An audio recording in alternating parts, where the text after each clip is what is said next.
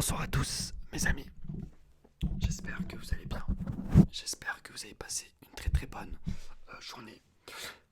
Moi ça va, nickel. Et pour ce soir, on se retrouve pour une petite vidéo où tout simplement, attendez, je vais prendre un petit peu de crème si c'est possible.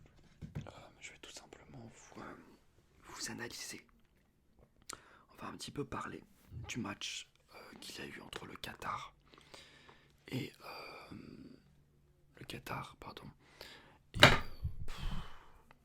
pardon, le Qatar et l'Équateur tout simplement pour ce premier match de la Coupe du Monde. Franchement, c'est un premier match très très moyen, mais on va en parler un peu plus tranquillement. En tout cas, j'espère vraiment que vous allez bien. Je vais mettre un peu de crème parce que je suis sec. Et c'est pas très très bon d'être sec, à vrai dire. C'est pas très très cool d'être sec, donc voilà. Hop, on a un petit micro, il est là. Et là, franchement, on est au top. On est au top. Peut-être la petite lumière en vous gêne. Mais c'est pas très grave. Je peux peut-être l'éteindre, je vais l'éteindre. Ouais.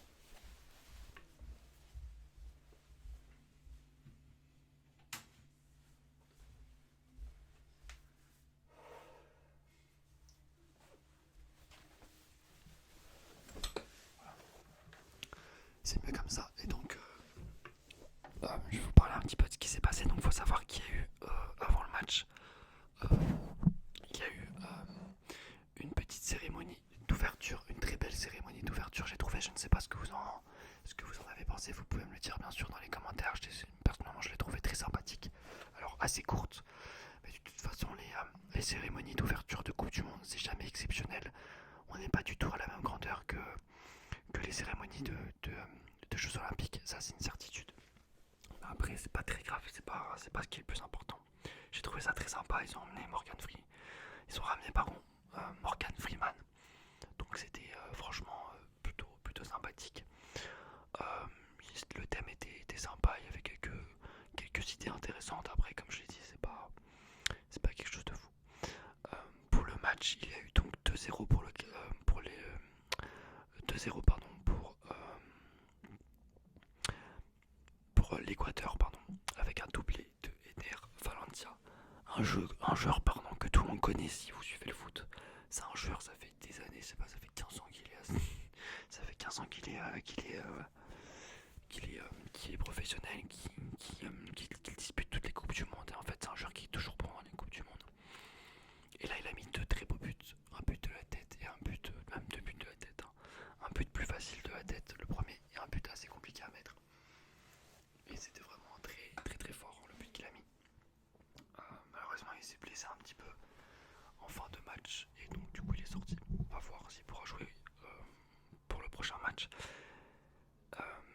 Voilà, les Équatoriens, ils ont super bien joué. Après, bien sûr, il faut relativiser cette performance, euh, car en face c'était quasiment catastrophique du côté du Qatar. Mais j'ai envie de parler de l'Équateur pour le moment. Donc on a vu des joueurs très intéressants. Je crois qu'il y a un joueur qui s'appelait Barta ou quelque chose comme ça. Très intéressant. Il y a un jeune qui est rentré, qui jouait, je crois, à Brighton, un petit blond. Il était très bon, très technique, très bon. Il y a bien sûr Valencia. Il y a quelques bons joueurs dans cette équipe-là. C'est une équipe quand même qu'il faut surveiller. Surtout, je pense que pour la deuxième place, c'est possible que l'Équateur arrive à se qualifier. Ça va jouer, je pense, contre le Sénégal. Et le Sénégal, sans Mané, ça risque d'être un peu compliqué. Donc à voir. Donc voilà pour l'Équateur, je les ai trouvés plutôt même très bons.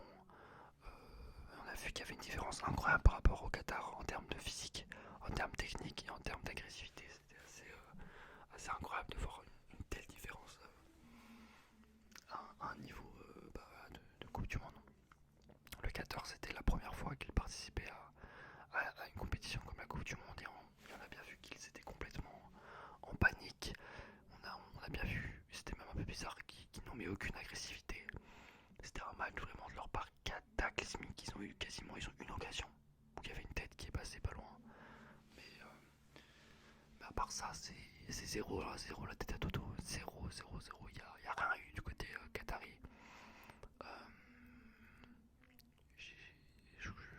souvenir d'un joueur qui m'est marqué.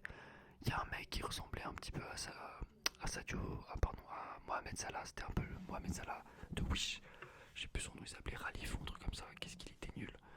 Apparemment il est plutôt bon, mais là ce soir il était d'une nudité affolante. Il a perdu tous ses ballons, franchement. Et sur ce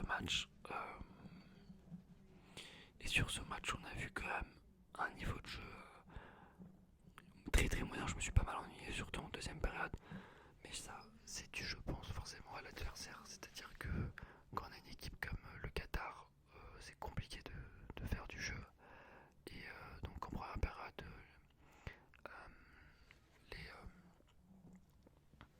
les Équatoriens, ils ont bien joué, ils ont mis de l'intensité, etc.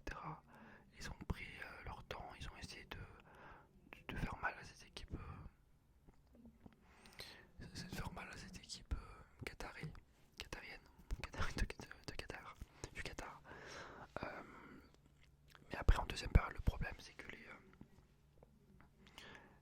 l'équipe d'Équateur n'ont vraiment plus joué, c'est-à-dire qu'ils ont vraiment essayé de gérer le score et c'est un peu le problème.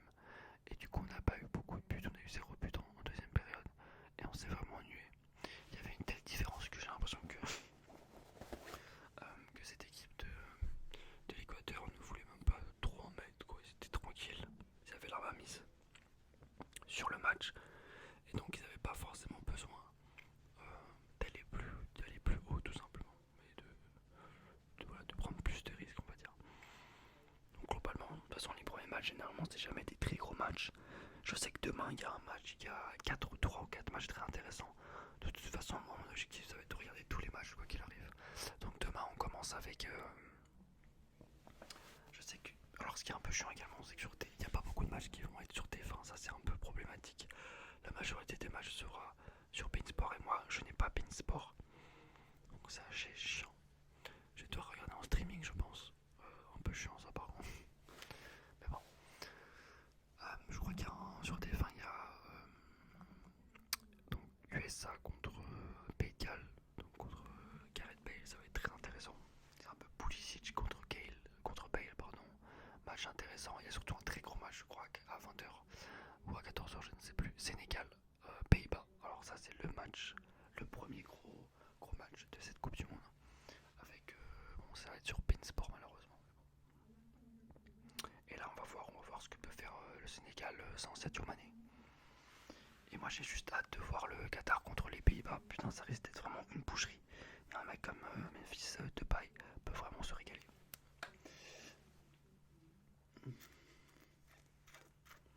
Côté français,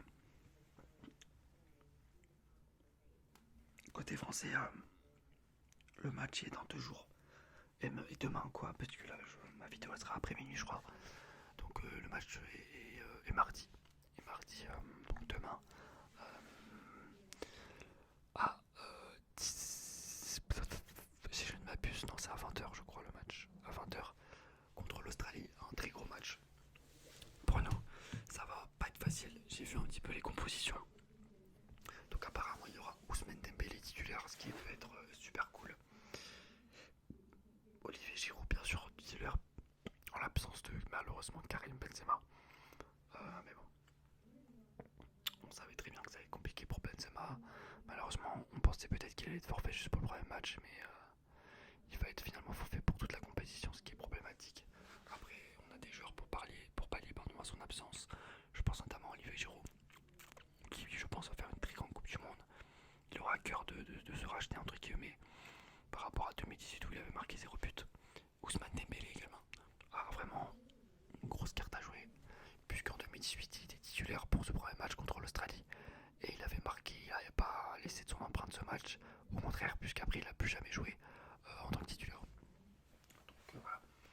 Donc là c'est à lui de montrer aussi qu'il a les capacités de jouer en équipe de France et je pense que ses qualités techniques, ses qualités de vitesse vont vraiment permettre de désarçonner un petit peu cette défense australienne, puisqu'on sait très bien que cette équipe australienne va jouer vraiment en bloc bas et donc avoir un joueur comme Dembélé ça peut vraiment être très efficace.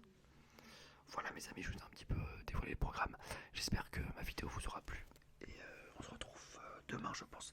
Je pense que pour ce soir, on fera qu'une vidéo parce que je suis ultra fatigué. Voilà, mais au moins une vidéo. Pour moi, c'est le minimum. Voilà, c'est un petit peu discipline. Voilà mes amis, je vous souhaite une très bonne